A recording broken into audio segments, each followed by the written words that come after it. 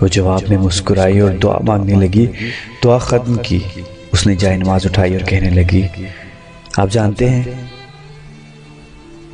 हैं जिसने आपको सांसें दी, मेरा साथ दिया, वो सब दिया जो आपने चाहा, जो आपने मांगा, मगर फिर भी उसके 5 बार बुलाने पर भी उसकी तरफ नहीं जाते, तो फिर मैं कैसे मान जाऊं कि मेरे एक बार बुलाने पर आप दौड़े चले आओगे।